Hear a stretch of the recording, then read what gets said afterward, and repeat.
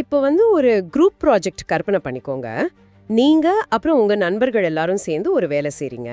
ம் அதுல நீங்க மட்டும் ராப்பகலா முழிச்சு ஒரு 80% வேலையை முடிச்சு எல்லா டேட்டாவையும் ரெடி பண்றீங்க. ஓகே கஷ்டப்பட்டு உழைக்கிறோம் ரைட் ஆமா. ஆனா அந்த ப்ராஜெக்ட கொண்டு போய் பிரசன்ட் பண்ணும்போது வேலையே செய்யாத இன்னொருத்தர் மொத்த பேரையும் A+ கிரேடையும் தட்டிக்கிட்டு போயிட்டா செம்ம கடுப்பாகும். எக்ஸாக்ட்லி. அது மட்டும் இல்லாம அடுத்தடுத்த ப்ராஜெக்ட்டுகளுக்கு அவரு தான் லீடர், அவர் சொல்றது தான் நீங்க கேட்கணும்னு ஒரு ரூல் போட்டா உங்களுக்கு எவ்வளவு கோபம் வரும்? கண்டிப்பா பெரிய சண்டையே வரும். இந்தியாவுல இப்போ தென்னிந்திய மாநிலங்களோட மனநிலையும் கிட்டத்தட்ட இப்படிதான் இருக்குன்னு நம்ம சோர்சஸ் சொல்லுது. நம்மளோட இந்த ஆழ்ந்த அலசலுக்கு உங்களை வரவேற்கிறேன். இன்னைக்கு நம்ம பார்க்க போற டாபிக் டிவைடட் பெர்செப்ஷன்ஸ், தி நார்த் சவுத் பொலிட்டிக்கல் பாரடாக்ஸ். அதாவது வடக்கு மற்றும் தென்னிந்தியாவிற்கு இடையிலான முரண்பாடுகளோட ஆழமான காரணங்கள்.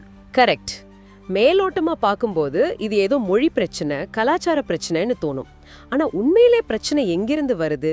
இந்த அலசரோட முக்கிய மிஷன் அதை கண்டுபிடிக்கிறது தான். இது ரொம்ப சுவாரஸ்யமான தேடலா இருக்க போகுது. சரி, இத கொஞ்சம் விரிவாக பிரித்து பார்ப்போம். அதுக்கு முன்னாடி ஒரு விஷயத்த உங்களுக்கு தெளிவா சொல்லிடுறேன். இந்த உரையாடல் எந்த ஒரு அரசியல் கட்சியோ சித்தாந்தத்தையோ ஆதரிக்கிறதுக்காக கிடையாது. வாஸ்தவம் தான். நாம சோர்சஸ்ல இருக்கிறத அப்படியே சொல்ல போறோம். ஆமா, நம்ம கிட்ட இருக்கிற டேட்டா, ரிசர்ச் கட்டுரைகள் சொல்றத எந்த பாரபட்சமும் இல்லாம ரொம்ப தர்க்க ரீதியாக அலச போறோம். ஏன்னா இது கொஞ்சம் சென்சிட்டிவான டாபிக் இல்லையா? ரொம்பவே சென்சிட்டிவ். பாத்தீங்கன்னா மேப்ல பார்க்கும்போது மாநிலங்களுக்கு இடையில் ஒரு கோடு இருக்கும். அதை தாண்டினா வேற மாநிலம் நம்ம நினைக்கிறோம். ஆனா அரசியல் மற்றும் பொருளாதார ரீதியா மக்கள் மனசுல இருக்கிற எல்லைகள் கண்ணுக்கு தெரியாதவ, ஆனா ரொம்ப ஆழமானவ. அதைத்தான் நம்ம சோர்சஸ் ஒரு பொலிட்டிக்கல் பாரடாக்ஸ், அதாவது அரசியல் முரண்பாடு அப்படின்னு சொல்லுது. ஒரு நிமிஷம், முரண்பாடுன்னு சொல்றீங்க. எனக்கு என்னவோ இது வெறும் எண்கள் மற்றும் அதிகாரம் சம்பந்தப்பட்ட ஒரு கணக்காத்தான் தெரியுது. கணக்குன்னு சொல்றது ஓரளவுக்கு உண்மைதான். ஏன்னா எண்கள் எப்பவுமே பொய் சொல்லாது இல்லையா? நம்ம சோர்சஸ்ல இருக்கிற முதல் பகுதியே பொருளாதார பங்களிப்புக்கும் அரசியல் பிரதிநிதித்துவத்துக்கும் நடுவுல இருக்கிற மிகப்பெரிய முரண்பாட்டை பத்தி தான் பேசுது. அந்த டேட்டாவை கேட்டா நிறைய பேருக்கு ஆச்சரியமா இருக்கும். ஆமா, ஒரு டேட்டா சொல்றேன் கேளுங்க. தென் மாநிலங்கள் ஒட்டுமொத்தமா அதிக வரிய செலுத்துது. நாட்டோட ஜிடிபில அவங்களோட பங்கு மிக அதிகம். ரைட். உதாரணத்துக்கு தமிழ்நாடு அல்லது கர்நாடக மாதிரி மாநிலங்கள் மத்திய அரசுக்கு ₹1 வரியா கட்டினா அவங்களுக்கு திரும்ப கிடைக்கிறது வெறும் 15 காசுகளோ அல்லது 29 காசுகளோ தான். ரொம்ப கம்மி.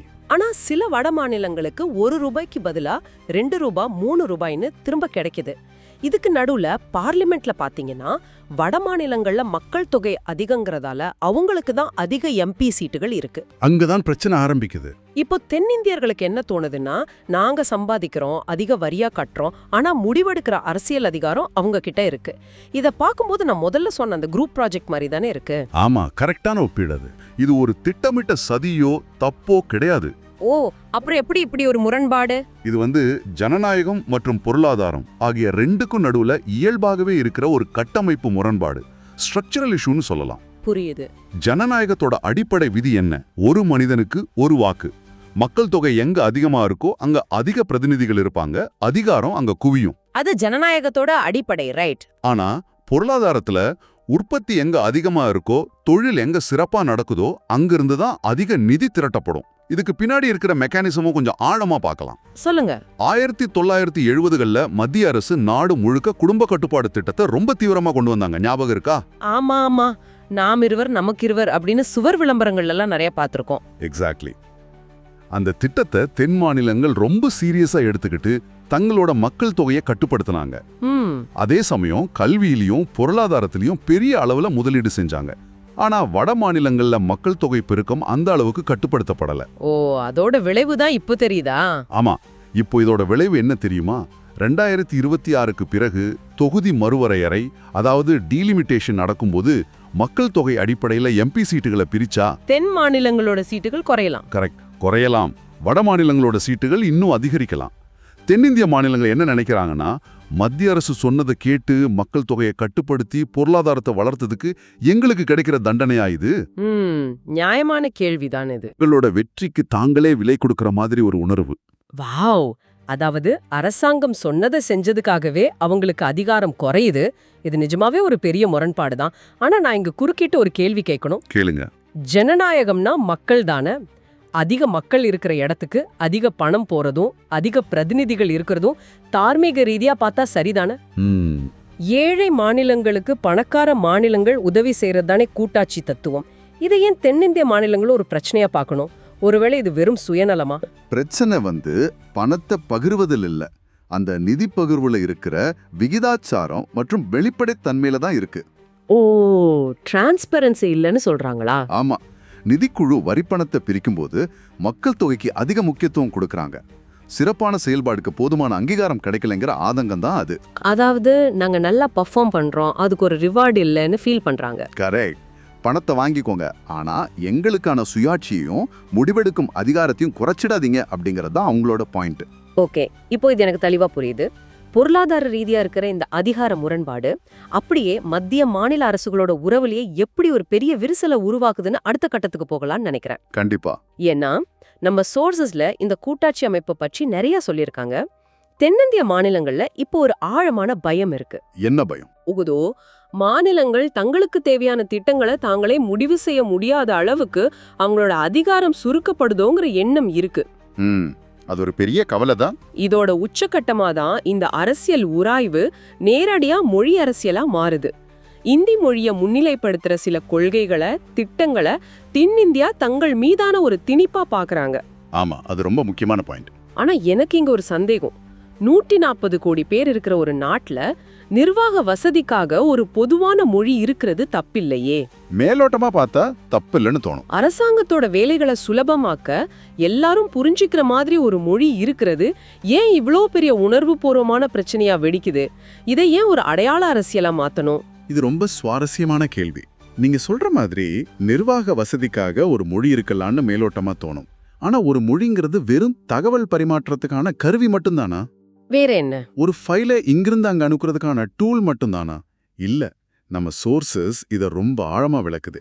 மொழி ஈக்குவல்ஸ் கலாச்சாரம், கலாச்சாரம் ஈக்குவல்ஸ் அடையாளம். ஓ, ஐடென்டிட்டி.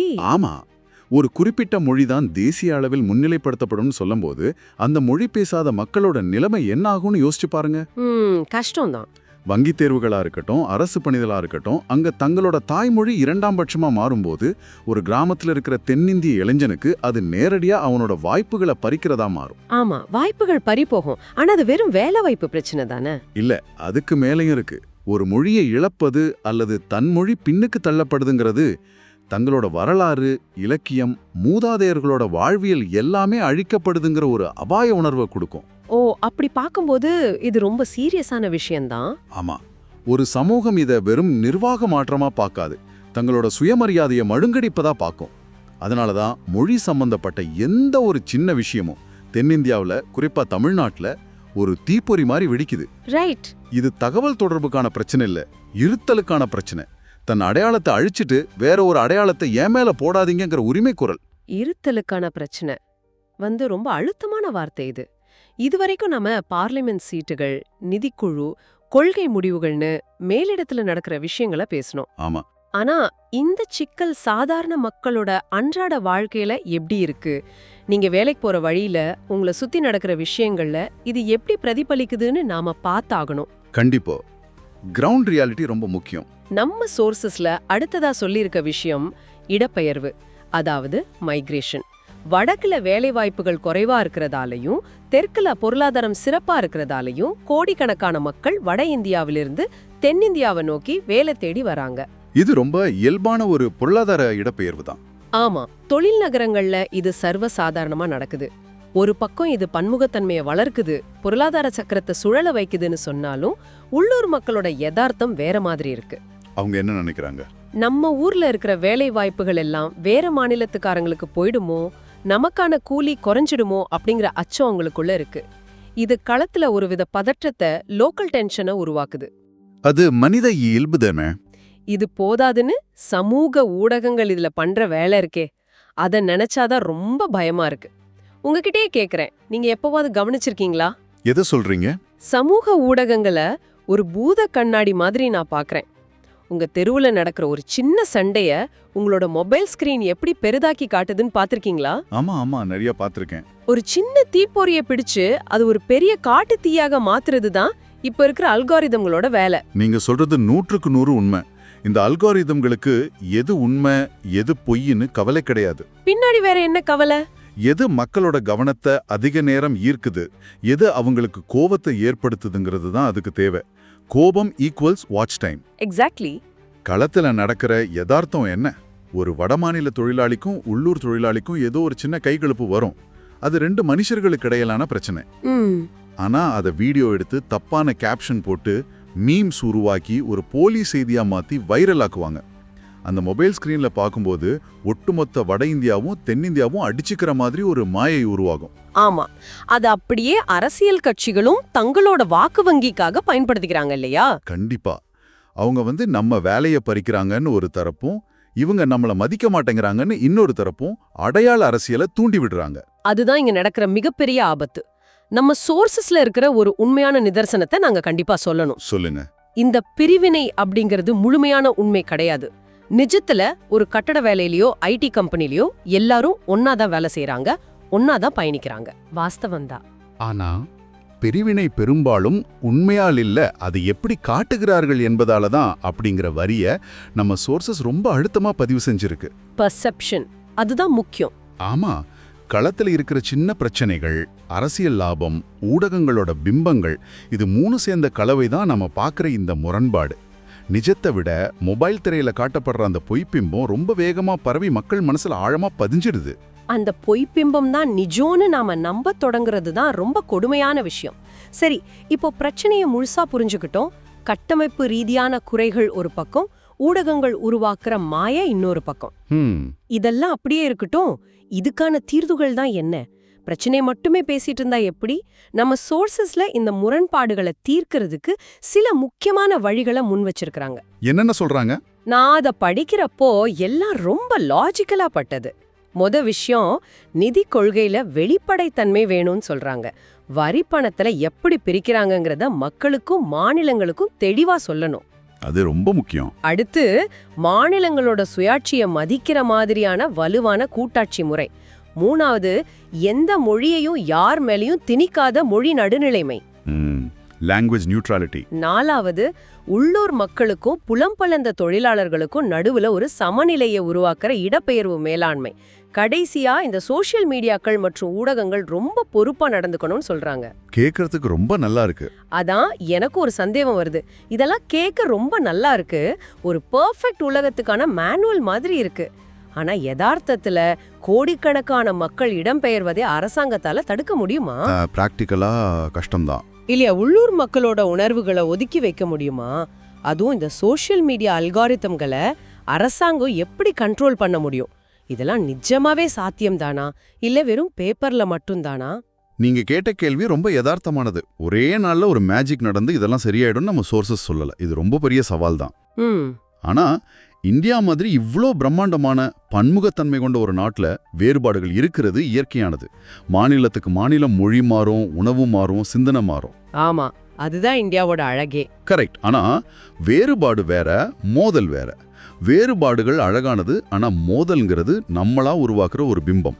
ஆழமான கருத்து இது. இதை எப்படி தீர்க்கலாம்னு கேட்டீங்கன்னா, அது அரசாங்கம், ஊடகங்கள், மக்கள்னு 3 பேரும் சேர்ந்து எடுக்க வேண்டிய ஒரு நீண்டகால பயணம். ஒரு உதாரணம் சொல்ல முடியுமா? எடுத்துக்காட்டா, நிதி பகிர்வுல மாநிலங்களுக்கு இருக்கிற பயத்தை போக்க மத்திய அரசு இன்னும் வெளிப்படையா பேசலாம். உங்க பணத்தை நாங்க எடுத்துக்கல, தேச கட்டமைப்புக்காக பயன்படுத்துறோம்னு நம்ப வைக்கலாம். ட்ரஸ்ட் உருவாக்கணும். மொழி விஷயத்துல எல்லா மொழிகளும் சமம்னு உணர வைக்கலாம். இதெல்லாம் சட்டம் போட்டோ போலீஸை வச்ச உருவாக்குற ஒற்றுமை கிடையாது. மக்களுக்கு இடையிலான பரஸ்பர மரியாதை, ஒருவரையொருவர் புரிஞ்சு கொள்ளுதல் மூலமா வர்ற ஒற்றுமை. ரைட். நம்ம சோர்சஸ்ல கடைசியா ஒரு கன்க்ளூஷன் கொடுத்திருக்காங்க. இந்தியா ஒருபோதும் பிளவுபடாது, ஆனால் பிளவுபடும் உணர்வு உருவாக்கப்படலாம். அந்த உணர்வு உருவாக்கப்படாம தடுப்பதுதான் நம்ம எல்லாரோட பொறுப்பு. வாவ்! இந்தியா ஒருபோதும் பிளவுபடாது, ஆனால் பிளவுபடும் உணர்வு உருவாக்கப்படலாம். என்ன ஒரு பவர்ஃபுல்லான வரி இது. ரொம்ப நிஜமான வரியும் கூட. ஆமா, இந்த ஆழ்ந்த அலசலோட இறுதி பகுதிக்கு நாம வந்துட்டோம். இன்னைக்கு நாம நிறைய விஷயங்களை கனெக்ட் பண்ணிருக்கோம். எப்படி 1970களில் மக்கள் தொகையை கட்டுப்படுத்தின ஒரு நல்ல விஷயம் இன்னைக்கு நாடாளுமன்ற அதிகார பகிர்வுல ஒரு மனக்கசப்பா மாறி இருக்குன்னு பார்த்தோம். ஒரு ரூபாய்க்கு 15 காசு திரும்ப கிடைக்கிற நிதி பகிர்வு அரசியலை அலசினோம். கூட்டாட்சி தத்துவத்தில் இருக்கிற விரிசல் எப்படி மொழி சார்ந்த அடையாள அரசியலா மாறுதுன்னு பார்த்தோம். அப்புறம் மைக்ரேஷன் பத்தியும் பேசணும். ஆமா, வேலை தேடி வர்ற மக்களுக்கும் உள்ளூர் மக்களுக்குமான யதார்த்த பிரச்சனைய இந்த சோஷியல் மீடியா பூத கண்ணாடி எப்படி பெருசாக்கி ஒரு யுத்தம் மாதிரி காட்டுதுன்னு புரிஞ்சுக்கிட்டோம். தகவல்களை நாம எப்படி உள்வாங்குறோங்கிறதுல இனி நாம ரொம்ப கவனமா இருக்கணும். கண்டிப்பா. ஆனா இந்த அலசல முடிக்கும்போது உங்க மைண்ட்ல ஒரு சின்ன பொரிய விதைக்க விரும்புறேன். இது நம்ம சோர்சஸ்ல நேரடியா சொல்லப்படல, ஆனா இதையெல்லாம் பேசும்போது எனக்குள்ள எழுந்த ஒரு கேள்வி இது. சொல்லுங்க, கேப்போம். நாம இந்தியா பிளவுபடாது, ஆனா அந்த பிளவுபடும் உணர்வை உருவாக்கப்படலான்னு இப்பதான் பேசணும் இல்லையா? யோசிச்சு பாருங்க. இந்த பிரிவினையை தீர்க்கணும், முரண்பாடுகளை களையணும்னு நினைச்சு நாம தொடர்ந்த வடக்கு தெற்கு முரண்பாடு, நார்த் சவுத் டிவைட் அப்படின்னு திரும்ப திரும்ப விவாதிச்சுக்கிட்டே இருக்கிறோம். ஆமா, நிறைய பேசுறோம். ஆனா இப்படி பேசுறது மூலியமாவே நம்ம மனசுக்குள்ள அந்த பிரிவினை உணர்வை நாமளே இன்னும் ஆழமாக்கிக்கிட்டு இருக்கோமா? பிரிவினைய அழிக்கணும்னு நாம கொடுக்கிற இந்த அதீத கவனமே அந்த பிரிவினைய வளர்க்கிற சோஷியல் மீடியா அல்காரிதமுக்கு தீனியா மாறிடுதோ? வாவ், அது ஒரு நல்ல கேள்வி. நாம எதை எதிர்க்கிறோமோ அதே நாம அறியாம நாமளே வளர்த்துக்கிட்டு இருக்கோமா? இந்த கேள்விய உங்களோட சிந்தனைக்கே விடுறேன். இந்த முரண்பாடு நிஜமாவே இருக்கிற ஒண்ணா, அரசியல்வாதிகள் உருவாக்குற ஒண்ணா, இல்ல அல்காரிதம் ஊதி பெரிதாக்குற ஒண்ணா? எல்லாரும் யோசிக்க வேண்டிய விஷயம் தான் இது. உங்க மொபைல்ல ஒரு நியூஸையோ மீமையோ ஷேர் பண்றதுக்கு முன்னாடி இந்த கேள்வியை உங்களுக்குள்ள கேட்டுக்கோங்க. இன்னைக்கு இந்த ஆழ்ந்த அலசல்ல எங்க கூட இணைந்திருந்ததற்கு ரொம்ப நன்றி. தொடர்ந்து தேடுங்கள், சிந்தித்துக் கொண்டே இருங்கள். விடைபெறுகிறோம். நன்றி. நாம பாக்குற எல்லாமே உண்மை இல்லைங்கிற விழிப்புணர்வோடு இருப்போம்.